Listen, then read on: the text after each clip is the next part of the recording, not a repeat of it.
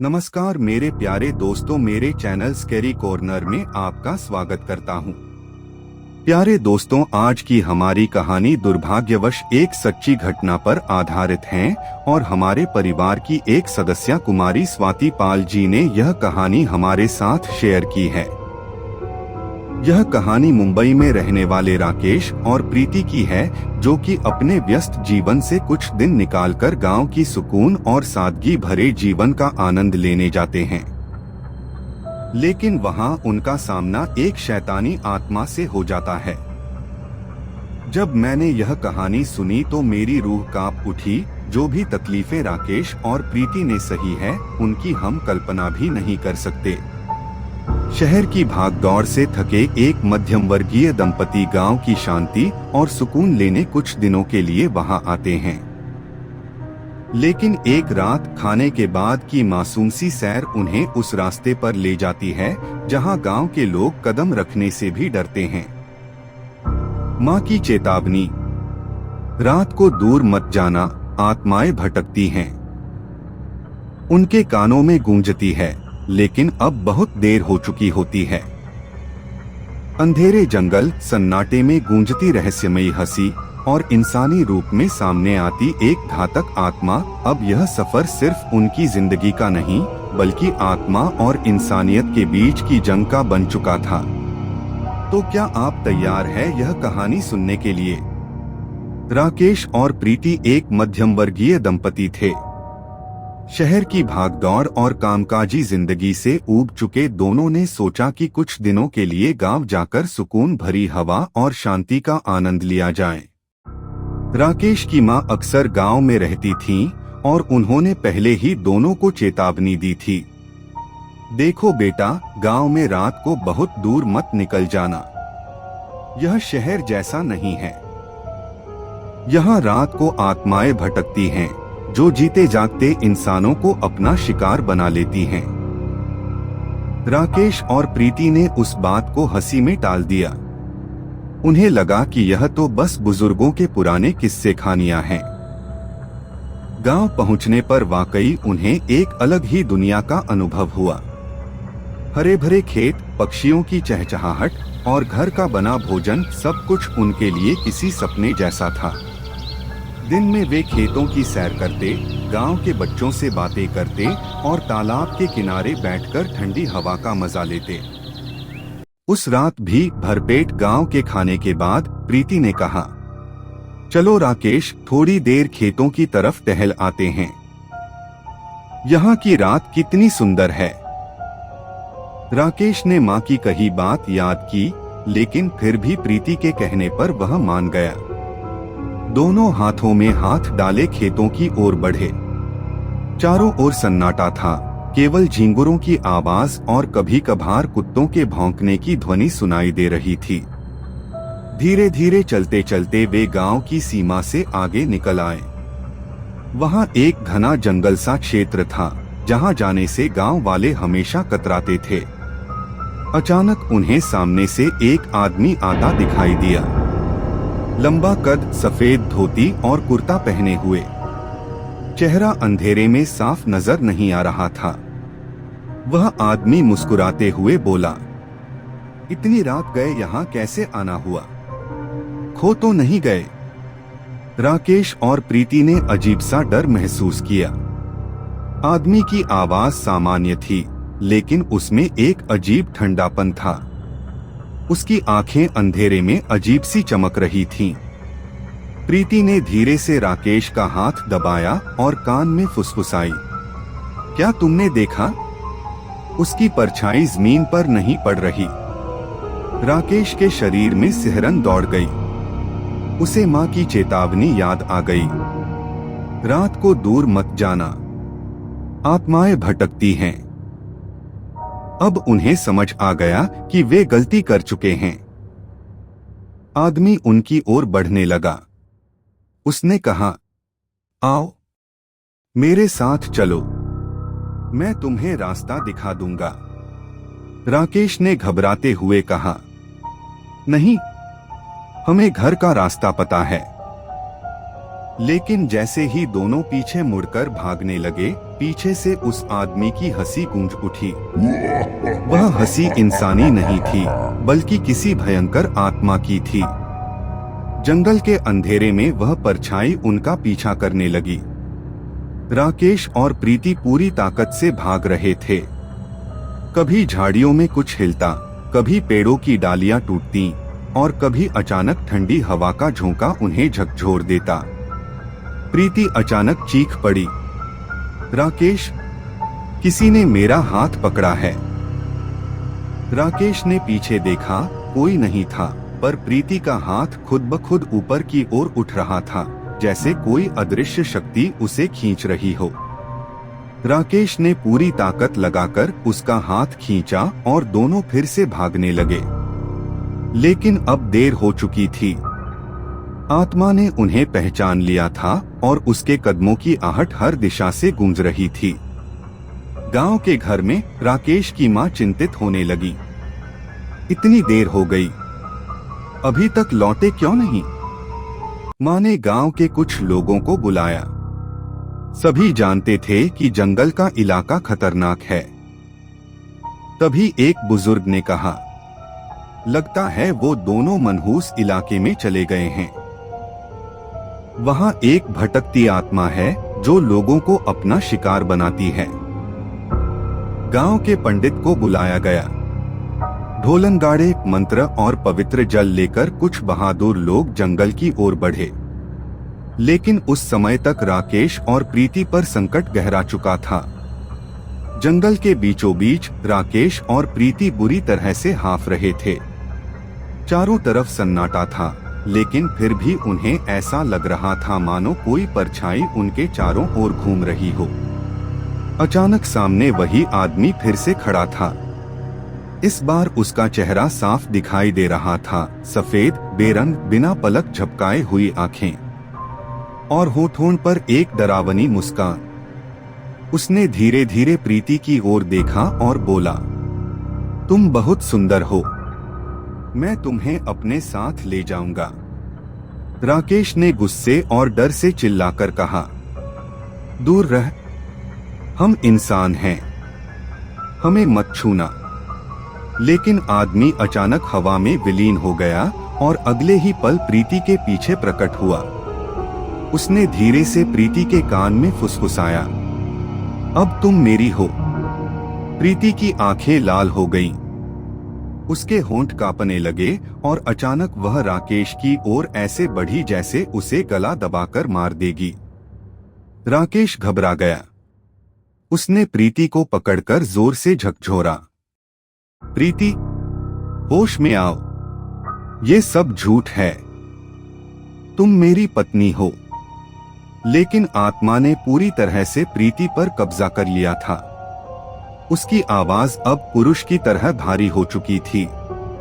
राकेश, भागने की कोशिश मत कर, तुम्हारी पत्नी अब मेरी है। राकेश ने प्रीति से खुद को छुड़ाने की कोशिश की और जैसे तैसे पास की एक झाड़ी में छिप गया। लेकिन प्रीति के शरीर में छुपी वह आत्मा बार बार उसका नाम पुकार रही थी, राकेश, बाहर आओ, नहीं तो मैं तुम्हें ढूंढ लूंगा। राकेश की धड़कन तेज हो रही थी। उसे माँ की बात याद आई, आत्माएं रात में लोगों को वश में कर लेती हैं। वह सोच ही रहा था कि अचानक जंगल की गहराई से ढोल और मंत्रोच्चार की आवाज आने लगी। यह गांव वाले थे जो पंडित जी के साथ उन्हें बचाने के लिए आ रहे थे। आवाज सुनकर प्रीति का शरीर एकदम तड़पने लगा। आत्मा गुस्से से चीख उठी, नहीं, ये लोग मुझे रोक नहीं सकते। प्रीति जमीन पर गिरकर जोर जोर से कसमसाने लगी। उसकी आंखें उलटने लगीं और मुंह से झाग निकलने लगा। राकेश उसके पास गया और उसे कसकर पकड़ लिया। वह चिल्लाया, हिम्मत रखो प्रीति, लोग आ रहे हैं, तुम बच जाओगी। तभी आत्मा ने पूरी ताकत से प्रीति के हाथ को उठाया और राकेश की गर्दन पकड़ ली। अब ऐसा लग रहा था कि प्रीति अपने ही पति की जान ले लेगी। राकेश सांस के लिए तड़प रहा था। तभी दूर से मशालों की रोशनी दिखाई दी। गांव के लोग और पंडित जी मंत्रोच्चार करते हुए पास आ रहे थे। प्रीति के शरीर में कैद आत्मा चीख उठी, नहीं, इन्हें यहाँ मत आने दो। लेकिन अब देर हो चुकी थी। गांव वाले और पंडित जी ने प्रीति के चारों ओर घेरा बना लिया। उन्होंने मंत्र पढ़ना शुरू किया और पवित्र जल छिड़का। प्रीति का शरीर और ज्यादा हिंसक हो गया। वह उछलकर कभी राकेश पर टूटती, कभी गांव वालों पर झपटती, लेकिन सब लोग उसे कसकर पकड़ चुके थे। पंडित जी ने जोर से कहा, हे दुष्ट आत्मा, इस पवित्र शरीर को छोड़ दे और अपने लोक में लौट जा। प्रीति का शरीर बुरी तरह कांपने लगा। अचानक उसकी आवाज आत्मा जैसी गूंज उठी, यह मेरी है, मैं इसे नहीं छोड़ूंगा। मंत्रोच्चार और तेज हो गया। ढोलनगाड़े गूंज उठे। पूरा जंगल मानो डर और आस्था की आवाजों से भर गया। प्रीति की आंखों से आंसू बहने लगे। उसके भीतर की आत्मा और पंडित के मंत्रों में जबरदस्त जंग चल रही थी। राकेश रोते हुए चिल्ला रहा था, प्रीति, मैं यहाँ हूँ, तुम्हें कुछ नहीं होगा। जंगल के बीच मंत्रोच्चार और ढोल की आवाज और तेज होती जा रही थी। मशालों की रोशनी में प्रीति का चेहरा खून जैसा लाल और विकृत दिख रहा था। उसकी आंखें चमक रही थीं और हर बार जब पंडित जी पवित्र जल छिड़कते, वह दर्द से तड़प उठती। पंडित जी गरजती आवाज में बोले, हे दुष्ट आत्मा, तू इंसानों की दुनिया का हिस्सा नहीं है। छोड़ दे इस स्त्री का शरीर और अपने लोक में लौट जा। आत्मा ने प्रीति के मुंह से जोर की चीख लगाई, तुम सब मुझे रोक नहीं सकते। मैंने सदियों से इस जंगल को अपना घर बनाया है। यहाँ आने वाले किसी भी इंसान को मैं नहीं छोड़ता। गांव के लोग डर गए, लेकिन पंडित जी ने हार नहीं मानी। उन्होंने तांबे का कलश उठाया जिसमें गंगाजल और तुलसी की माला डाली हुई थी। फिर वे तेज मंत्रों का उच्चारण करने लगे। राकेश अपने घुटनों पर बैठकर रो रहा था। वह लगातार प्रीति का नाम पुकार रहा था, प्रीति, तुम्हें कुछ नहीं होगा, मैं तुम्हें बचाकर रहूंगा। प्रीति का शरीर अचानक हवा में उठ गया, जैसे किसी अदृश्य ताकत ने उसे पकड़ लिया हो। उसके हाथ पांव बेतहाशा झटकने लगे। गांव वाले उसे पकड़ने की कोशिश कर रहे थे, लेकिन उसके भीतर की आत्मा उन्हें बार बार दूर फेंक देती। पंडित जी ने एक मुट्ठी राख प्रीति के ऊपर फेंकी और मंत्रोच्चार और तेज कर दिया। राख के गिरते ही प्रीति जोर से चीख पड़ी, मानो जल रही हो। आत्मा चीखते हुए बोली, मैं नहीं जाऊंगा, यह औरत अब मेरी है। पंडित जी ने जोर से त्रिशूल जमीन में गाड़ा और आंखें बंद करके मंत्र पढ़ने लगे। तभी चारों ओर से हवा का तेज झोंका आया। पेड़ हिलने लगे, आसमान में काले बादल घिर आए और बिजली चमकने लगी। गांव वाले डरे, लेकिन पंडित जी ने कहा, डरो मत, आज इस दुष्ट आत्मा का अंत होगा। राकेश ने साहस जुटाया और प्रीति का हाथ कसकर पकड़ लिया। उसने कहा, सुनो प्रीति, तुम मेरी पत्नी हो। तुम्हें किसी आत्मा की कैद में नहीं रहना है। याद करो हमारा प्यार, हमारा जीवन। तुम मेरी हो। जैसे ही राकेश ने ये शब्द कहे, प्रीति की आंखों में एक पल के लिए इंसानियत की झलक आई। आत्मा अंदर से चिल्लाई, नहीं, इसे मत सुनो, तुम मेरी हो। लेकिन अब पंडित जी ने आखिरी मंत्रोच्चार शुरू कर दिया। कलश का सारा जल प्रीति पर छिड़क दिया गया। अचानक एक भयंकर चीख जंगल में गूंज उठी। प्रीति का शरीर जमीन पर गिर गया और उससे काले धुएं की लपटें निकलने लगी। वह धुआं धीरे धीरे पेड़ों के बीच समा गया और हवा में विलीन हो गया। कुछ पल तक पूरा जंगल खामोश रहा। फिर पंडित जी ने गहरी सांस लेकर कहा, दुष्ट आत्मा पराजित हो गई है। राकेश ने कांपते हाथों से प्रीति को उठाया। उसकी आंखें अब सामान्य थीं, लेकिन वह बेहद थकी और बेहोश थी। गांव वाले सभी ने चैन की सांस ली। माँ दौड़कर आईं और रोते हुए प्रीति को गले लगा लिया। देखा बेटा, मैंने चेतावनी दी थी, लेकिन अब सब ठीक है। राकेश की आंखों में आंसू थे। उसने धीरे से कहा, हाँ माँ, आज समझ आया कि ये गांव सिर्फ मिट्टी और खेतों का नहीं, यहाँ ऐसी अदृश्य ताकतें भी हैं जिनसे बचकर रहना पड़ता है। उस रात गांव वालों ने पूरे जंगल के चारों ओर पवित्र जल और मंत्रों से रक्षा कवच बना दिया ताकि आत्मा दोबारा न लौट सके। प्रीति धीरे धीरे होश में आई और राकेश का हाथ कसकर पकड़ लिया। उसकी आंखों से आंसू बह रहे थे, लेकिन चेहरे पर सुकून था। मैं जानती थी तुम मुझे बचा लोगे। राकेश मुस्कुराया, लेकिन उसके दिल में उस रात का डर हमेशा के लिए बैठ गया। गांव में आज भी लोग कहते हैं कि जंगल के उस हिस्से में रात को मत जाना। वहां कभी एक दुष्ट आत्मा भटकती थी और शायद अब भी उसकी परछाई अंधेरे में कहीं छिपी रहती है। उस रात राकेश और प्रीति तो बच गए, लेकिन उनकी आंखों में वो खौफ हमेशा के लिए कैद हो गया।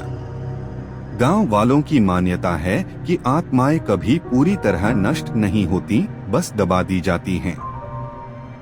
आज भी जब कोई अनजाने में उस जंगल की ओर चला जाता है, तो पेड़ों के बीच से वही ठंडी हवा और किसी की दबे स्वर में आती हंसी सुनाई देती है, मानो कोई अदृश्य शक्ति अब भी कह रही हो, तुम लौट तो आए, लेकिन अगली बार शायद इतनी किस्मत साथ न दे। आशा करता हूँ कि आपको यह कहानी पसंद आई होगी। मेरे प्यारे दोस्तों, हर कहानी सिर्फ एक कहानी नहीं होती, बल्कि उसमें सच्चाई भी होती है। और ये कहानी आपके सामने रखने का मकसद यही है कि जो गलती राकेश और प्रीति ने की वो आप लोग न दोहराएं, क्योंकि जरूरी नहीं हर बार मदद मिले। और फिर बिना वजह ऐसी जगह पर जाने का क्या मतलब है जहां से वापस आने की कोई गारंटी न हो। मैं तहे दिल से शुक्रिया अदा करना चाहूँगा कुमारी स्वाति पाल जी का, जो कि हमारी हर कहानी पर अपनी मूल्यवान प्रतिक्रिया देती है। आपका बहुत बहुत आभार। और मेरे सभी सदस्यों का धन्यवाद जो अपना कीमती समय निकालकर कहानी सुनते हैं। मिलते हैं अगली कहानी पर। जय माता दी।